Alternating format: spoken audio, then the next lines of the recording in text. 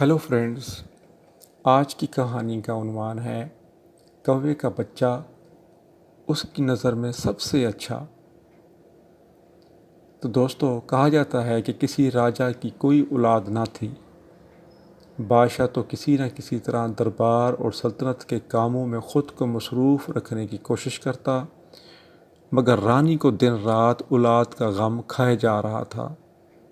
وہ اپنی طبیعت کو بہلانے کے لیے بچوں کے کپڑے سیتی، کھلونے بناتی اور چھوٹے بچوں کے استعمال کا سامان خرید کر ان عورتوں کے پاس بھجوا دیتی جن کی گود میں چھوٹے بچے ہوتے۔ ایک روز کی بات ہے کہ رانی نے اپنے ہاتھ سے موتیوں کی ایک چھوٹی ٹوپی بنائی اور اپنی خادمہ کو بلا کر کہا، اس شہر میں جو لڑکا سب سے زیادہ خوبصورت ہو اسے میرے پاس لے آؤ، میں یہ ٹوپی اسے پہنا دوں گی۔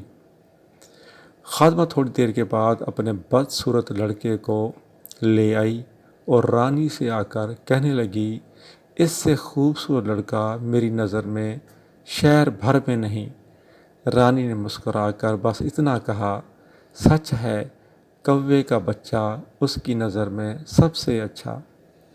تو دوستو، اس کہانی کا مطلب یہ ہوا کہ ہر شخص کو اپنی ہی اولاد اور اپنی ہی عقل سب سے بہتر معلوم ہوتی ہے۔